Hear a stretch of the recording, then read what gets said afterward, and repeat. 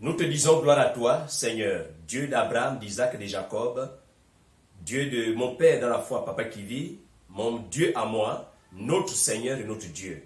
Nous prions que tu sois avec notre pays et que tu étends tes mains sur toutes les familles qui passent par les moments difficiles, ceux qui ont perdu un parent, ceux qui ont faim et soif, étends tes mains, ceux qui passent par les guerres. Seigneur, tu es le Dieu qui console et tu es le Dieu qui donne la paix. Sois maintenant avec nous maintenant, au nom de Jésus-Christ, je viens de prier. Amen. Que tes ténèbres se changent en lumière. Tes ténèbres peuvent se changer en lumière. C'est possible. Le thème de mon message, c'est que tes ténèbres se changent en lumière. Que tes ténèbres se changent en lumière. Nous allons prendre notre texte avant de commencer parce que notre foi doit toujours être basée sur la parole de Dieu. La foi doit être basée sur la parole de Dieu. Et nous allons prendre Ésaïe chapitre 58. Je vais lire à partir du verset 7. Il dit ceci. Partage ton pain avec celui qui a faim et fais entrer dans ta maison les malheureux sans asile. Si tu vois un homme nu, couvre-le et ne te détourne pas de ton semblable.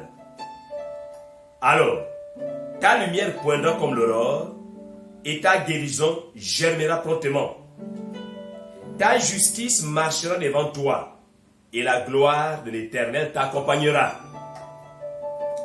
Alors tu appelleras et l'Éternel répondra. Tu crieras et il dira, me voici. Si tu éloignes du milieu de toi le joug, les gestes menaçants, les discours injurieux, si tu donnes ta propre subsistance à celui qui a faim, si tu rassasies l'âme indigente, ta lumière s'élèvera sur l'obscurité et tes ténèbres seront comme le midi. L'Éternel sera toujours ton guide. Il rassasiera ton âme dans les lieux arides et il redonnera de la vigueur à tes membres. Tu seras comme un jardin arrosé, comme une source dont les eaux ne tarissent pas. Les tiens rebâtiront sur d'anciennes ruines. Tu relèveras les fondements antiques. On t'appellera réparateur des brèches, celui qui restaure les chemins, qui rend le pays habitable. Tes ténèbres peuvent se changer en lumière. En chacun de nous, il y a les ténèbres, c'est-à-dire cette partie noire et sombre. Et il y a aussi la lumière. Mais ici, le prophète Ésaïe parle au sujet du jeûne. Nous jeûnons pour que ce jour soit favorable, pour que Dieu entende notre voix. Mais souvent, nous nous abstenons de ne pas manger, de ne pas boire, mais on ne nous répond pas. Mais pourquoi? Mais ici, c'est parce que la lumière ne jaillit pas, mais seulement ce sont les ténèbres qui sont en nous. Nous frappons les autres quand on jeûne, on ne partage pas notre pain, nous critiquons, on fait tout ce qui est mauvais. Donc, quelqu'un qui est dans les ténèbres, c'est quelqu'un qui tâtonne. Quelqu'un qui est dans les ténèbres, c'est quelqu'un qui vit selon la chair, qui vit selon les choses de ce monde, selon le diable, et ainsi de suite. Et tous ces comportements convergent vers le mal. Et c'est quelqu'un qui a des œuvres infructueuses. Voyez-vous les ténèbres, la nuit. La nuit, on a peur. La nuit, c'est la terreur. On ne peut pas faire quelque chose de logique. Par exemple, la construction. Faire la construction, monter les briques la nuit, sans lumière, c'est compliqué. Alors, on ne peut pas non plus faire, par exemple, la cuisson. Il n'y a pas de lumière, il n'y a qu'un peu le feu de bois au village. Et on ne connaît pas si les légumes sont bien lavés, si la viande est bien découpée. Alors, tout ça, ce n'est pas possible s'il n'y a pas la lumière. Donc, les ténèbres aussi, c'est l'ignorance. Les ténèbres, ce sont aussi l'ignorance. Et pour quitter les ténèbres, avant de voir la parole de Dieu, il faut chercher, il faut la connaissance. la connaissance chasse les ténèbres. La connaissance chasse la superstition, parce que la superstition aussi fait partie des ténèbres. La peur, la crainte, le sous-développement fait partie aussi des ténèbres. Mais la lumière ici et là, c'est cette clarté, cette logique. La lumière ici, c'est cette confiance qu'on a. Quand quelqu'un est dans la lumière, comme disait le Seigneur Jésus, il dit travaillons pendant que nous sommes, il fait encore jour, travaillons. Et Jésus-Christ nous a donné cette responsabilité dans Matthieu chapitre 5, à partir du verset 13-14, deux responsabilités. Donc, soyez, vous êtes la lumière du monde. Vous êtes la lumière du monde. Et quand nous lisons dans Genèse chapitre 1, donc Dieu n'a rien fait avant d'avoir créé la lumière. Il dit que la lumière soit, et la lumière fut. Nous sommes là dans Genèse chapitre 1. Lorsqu'il a créé la terre et le ciel, l'Esprit de Dieu se mouvait sur les eaux. Frères et sœurs, c'est bien d'être dans la lumière. C'est bien de voir. Quand on voit, c'est vraiment merveilleux. C'est bien d'être éclairé. Éclairé par la bonne chose. Éclairé par la réflexion. C'est parce que les gens ne cherchent pas qu'ils ne sont pas dans la lumière. C'est parce que les gens ne discutent pas que la lumière ne jaillit pas. Il faut discuter, chercher à comprendre l'autre. Il faut fouiller. Il faut lire. Il faut écouter, discuter avec les personnes éclairées, c'est-à-dire les personnes qui voient un peu plus que les autres.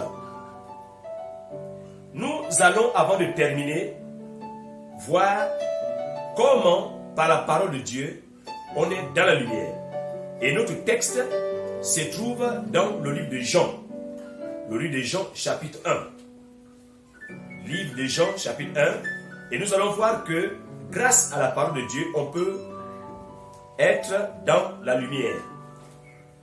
Au verset 1 de Jean, chapitre 1, il dit ceci.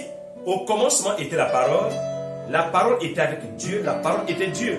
Elle était au commencement avec Dieu.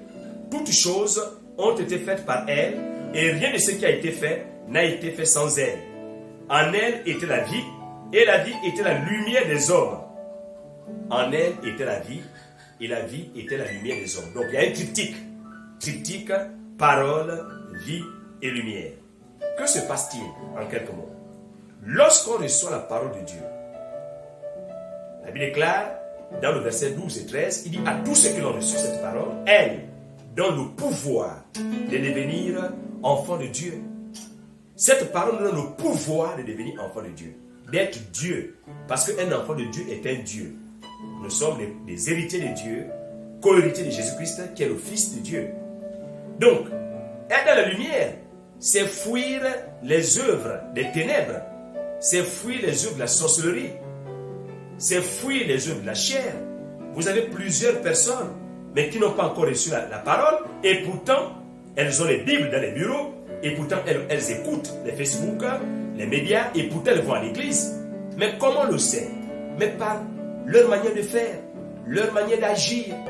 Celui qui est dans la lumière ne va pas accabler son frère qui manque de pain. Celui qui est dans la lumière cherchera toujours à savoir davantage. Donc, la parole de Dieu ici, lorsqu'elle vient à nous, il faut l'accepter. On l'écoute, on l'accepte. On dit, elle est nôtre. Et cette parole va faire son effet, elle va grandir. Elle va grandir par le Saint-Esprit, jusqu'à donner les fruits. Celui qui est dans la lumière, mais il produit le fruit de l'Esprit, puisque la parole de Dieu, par le Saint-Esprit, donc c'est comme un grain de moutarde qui est sémé et qui pousse. D'après Galates chapitre 5, le verset 22, celui qui est dans la lumière, mais il va manifester l'amour. Celui qui est dans la lumière, il va manifester la fidélité, la douceur, la tempérance, la maîtrise de soi, la miséricorde. Celui qui est dans la lumière, mais il va travailler pour gagner sa vie. Et c'est cette vie, comme on a accepté la parole de Dieu, les gens vont nous voir vivre. Et la vie, c'est quoi? C'est le mouvement et l'être. La vie, c'est quoi? C'est la conscience. Être conscient. Celui qui vit est conscient. C'est le contraire de l'inconscient. Lorsqu'on dort, quand on dort, on est inconscient. C'est l'inconscient qui en marche, mais on n'est pas conscient.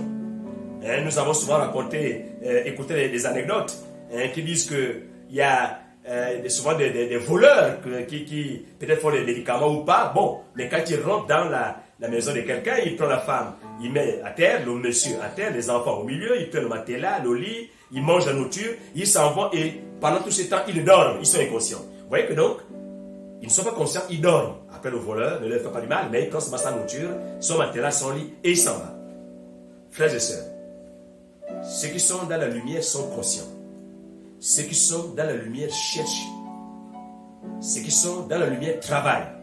Tu ne peux pas dire que tu es dans la lumière et tu ne travailles pas.